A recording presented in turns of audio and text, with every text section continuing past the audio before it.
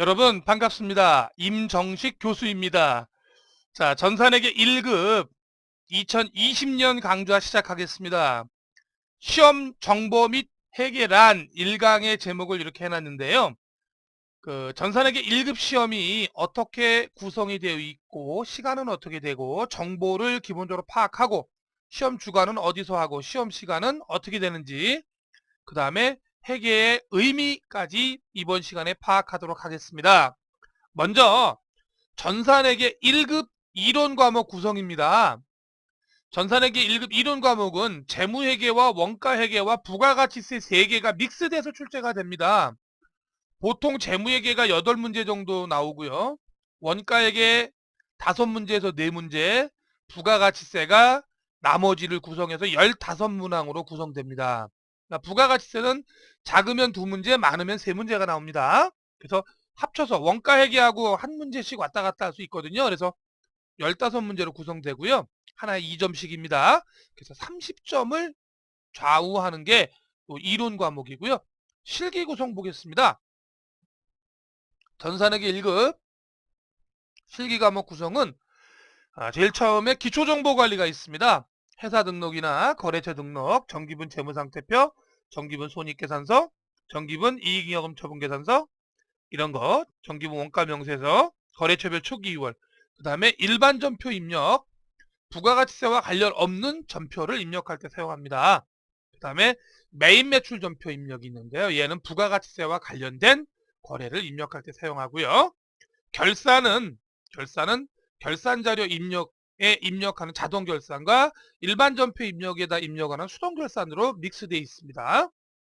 입력 자료 조회 부분이 있는데 뒤에서 3문제에서 4문제가 출제가 됩니다. 입력 자료를 조회하는 겁니다. 학계잔액 지산표의 매출 채권 금액은 얼마인가 뭐 이런 식으로 물어봐요. 시험 시간은 60분입니다. 60분. 그리고 전산회계 1급 시험은 3시에 시작합니다. 그런데 실제 시험 시작이 3시면 10분 전까지 입실이니까 2시 50분까지는 시험장에 입실 완료되셔야 합니다. 사용 프로그램은 K랩 프로그램입니다. 한국세무사에서 개발한 전용 프로그램이고요. K랩 프로그램입니다.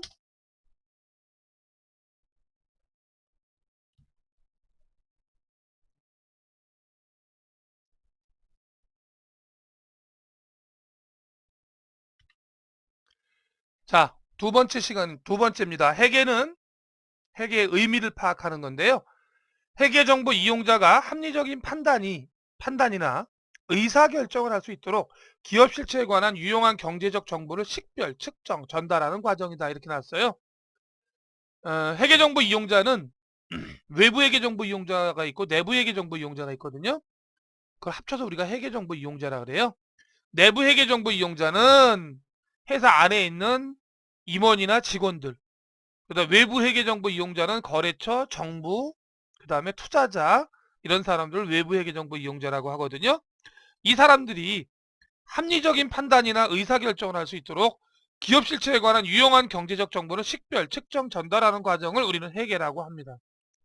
회계의 분류는 3가지로 나눠지는데요. 관리회계, 재무회계, 세무회계로 나눠집니다. 내부 회계정보 이용자들, 즉 기업 내부에 존재하는 임원이나 종업원들에게 회계정보를 제공하기 위해서 이루어지는 회계를 관리회계라고 하고요. 외부 회계정보 이용자들, 투자자, 채권자, 거래처, 정부를 위해서 회계정보를 제공하는 것을 우리는 재무회계라고 하고요. 국가에서 세금을 계산하기 위해서 참고하는 회계를 세무회계라고 합니다. 회계의 기능입니다. 회계 기능은 회계정보 측정 기능과 전달 기능이 있는데 기업에서 발생한 사건 중에서 경제적 사건을 구분해서 화폐 단위로 바꾼 다음에 이를 기록, 계산, 정리하는 과정을 회계정보 측정 기능이라고 합니다. 즉 우리가 기업에서 발생한 사건 중에서 경제적 사건을 구분해서 이걸 회계상의 거래라고 하고요.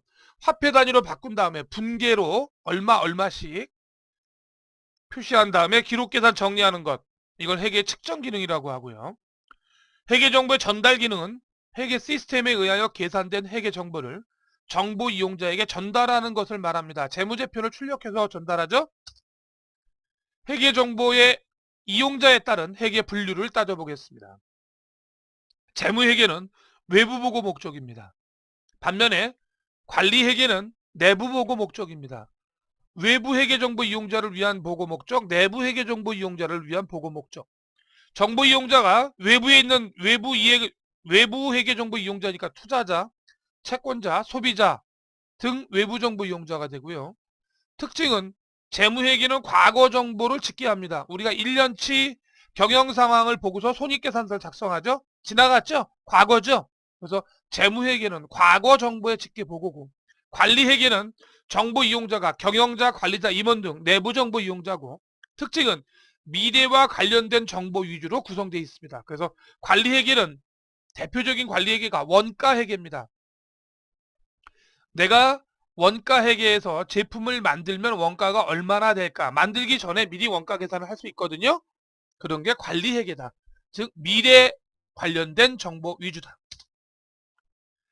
회계와 부기의 차이를 한번 보도록 하겠습니다. 부기는 자산부채 자본의 증감 변화를 기록 계산 정리하는 것, 즉 장부 정리. 회계란 자산부채 자본의 증감 변화를 기록 계산 정리한 것을 정보로 가공해서 회계정보 이용자들에게 제공하는 게 바로 회계입니다. 그러니까 부기가 회계 속에 존재하는 거고 회계가 부기보다 더 광범위하다는 걸 알 수 있죠. 회계 기간입니다. 단기를 이번 기간이라고 하고요. 현재 회계연도.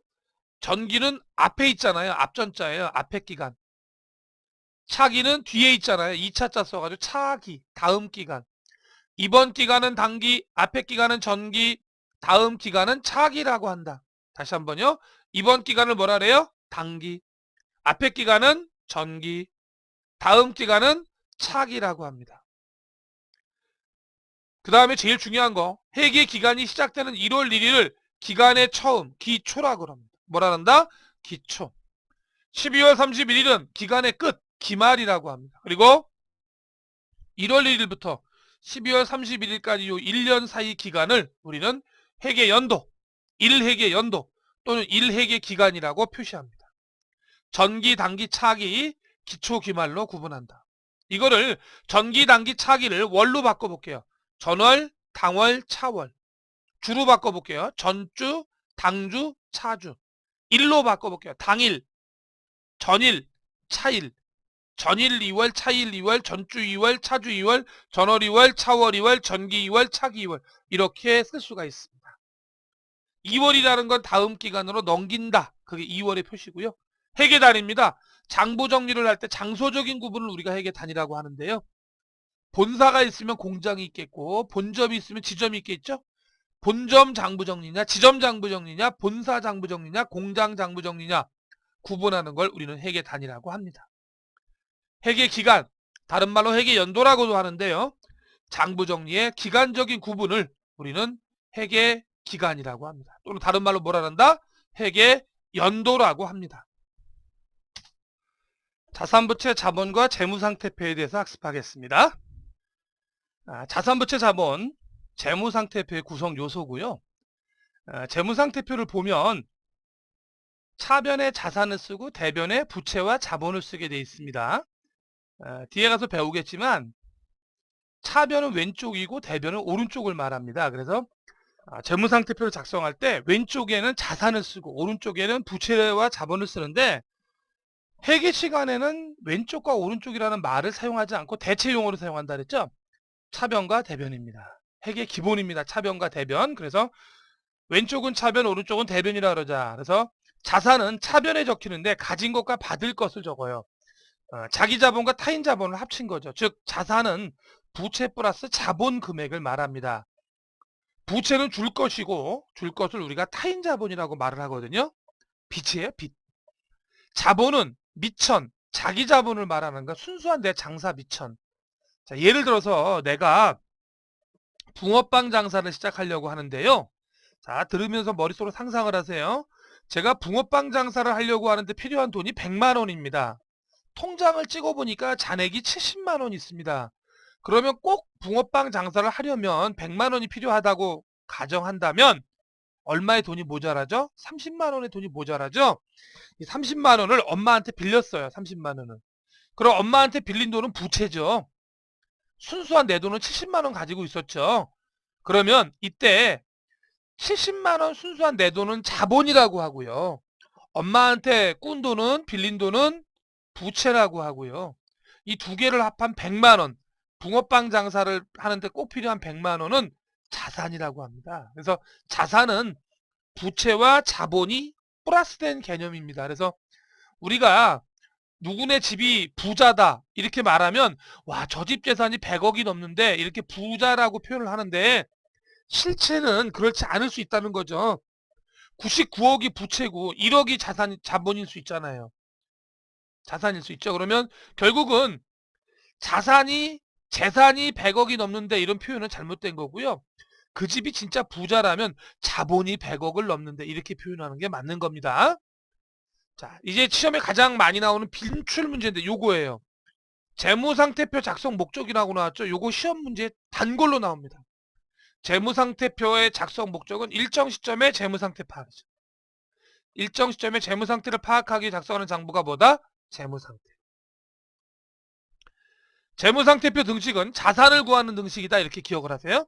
재무상태표 등식은 무엇을 구하는 등식이다? 자산을 구하는 등식이다. 자산은 부채 플러스 자본. 이게 재무상태표 등식입니다. 다시 한번 기억하세요. 재무상태표 등식은 자산을 구하는 등식이고 자산은 부채 플러스 자본이다. 그 다음 나오는 등식이 자본 등식인데요. 자본을 구하는 등식이 되겠죠. 자산 마이너스 부채는 자본이다. 자산 마이너스 부채는 자본이다. 이게 바로 자본 등식입니다. 자, 차변과 대변의 의미 아까 제가 설명했죠. T자 계정을 만들었을 때 차변은 왼쪽, 대변은 오른쪽을 뜻하는 회계학상의 용어이다. 자, 재무상태표 양식을 약식이 아니라 정식으로 제가 이렇게 표시를 했습니다. 차변에 유동자산과 비유동자산으로 나눠져 있지만 큰 단락은 자산입니다. 유동부채와 비유동부채니까 부채, 자본 이렇게 큰 글자로 자산, 부채, 자본으로 구성되어 있습니다. 유동자산은 당좌자산과 재고자산으로 나눠지는데 유동자산은 1년 안에 현금화 시킬 수 있는 자산입니다. 유동자산이 뭐라고요? 1년 안에 현금화 시킬 수 있는 자산을 유동자산이라 해요. 비유동자산은 아닐 삐자니까 유동자산이 아닌 거잖아요. 1년 이상 1년 초과해서 현금화 시킬 수 있는 자산이 비유동자산입니다. 유동과 비유동의 기준은 1년 기준입니다. 1년까지는 유동, 1년 넘으면 비유동이 됩니다. 유동자산은 당좌자산과 재고자산으로 구성되어 있는데 당좌자산은 판매 과정을 거치지 않고 현금화될 수 있는 자산이 당좌자산입니다. 즉 판매 과정을 거치지 않고 그 자체가 현금화될 수 있는 거예요. 외상매출금이나 미수금이나 대여금이죠. 받으면 전부 현금화될 수 있잖아요. 당좌자산에 속합니다. 재고자산은 상품이나 제품이나 제공품이나 원재료 그 다음에 저장품 이런 게 재고자산입니다. 재고자산은 판매 과정을 거쳐서 현금화 시킬 수 있는 거죠.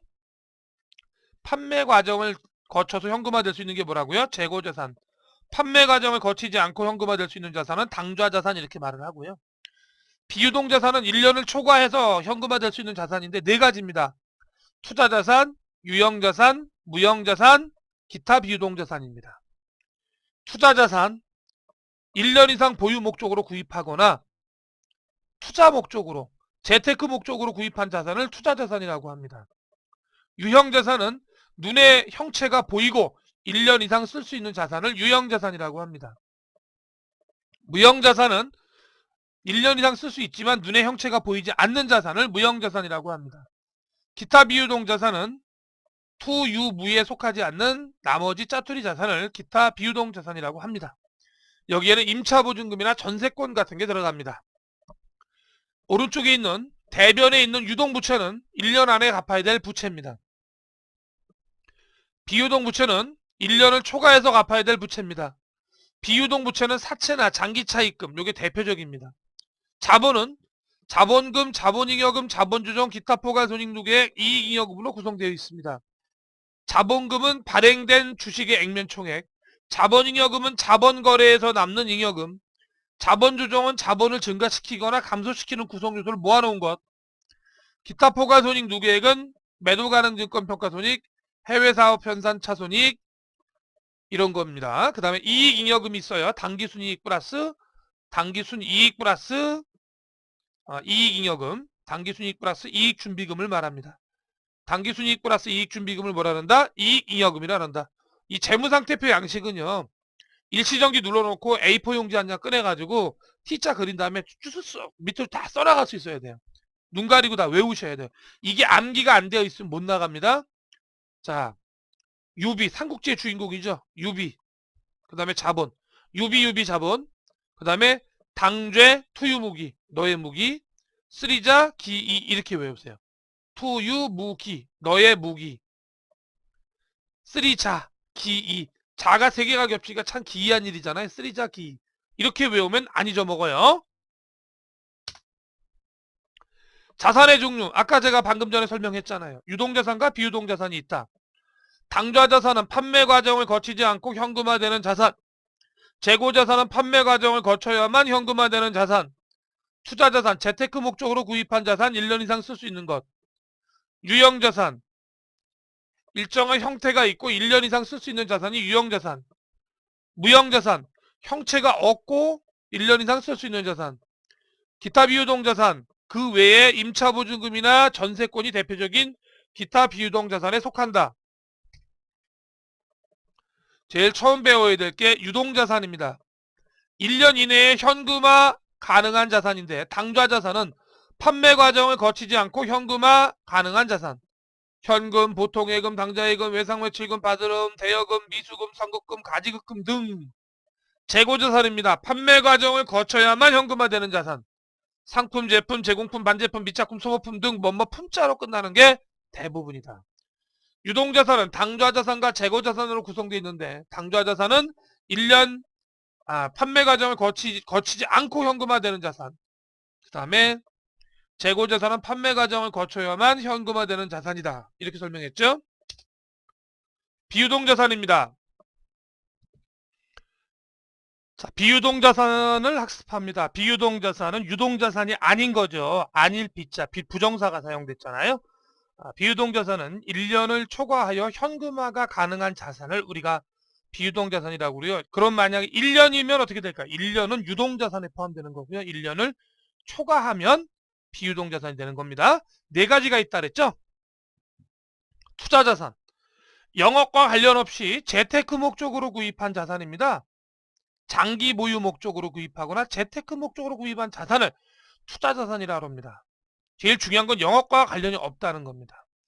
왜냐하면 유형자산이 있는데요. 영업 목적으로 구입한 1년 이상 사용 가능한 형체가 있는 자산이죠.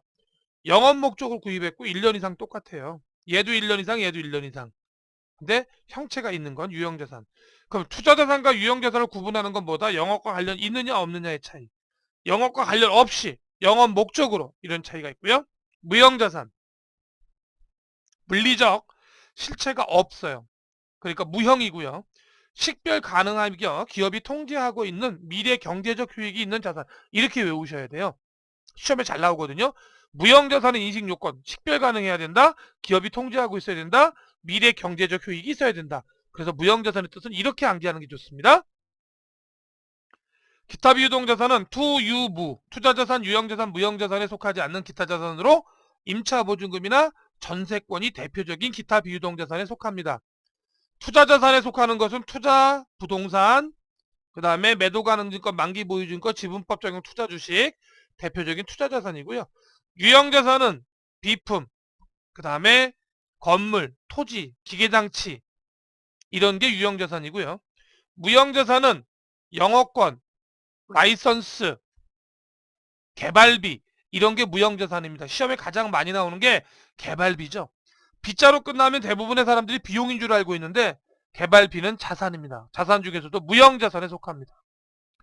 기타 비유동자산 영어권이나 임차권이 해당된다 그랬죠? 임차 맞죠? 임차권.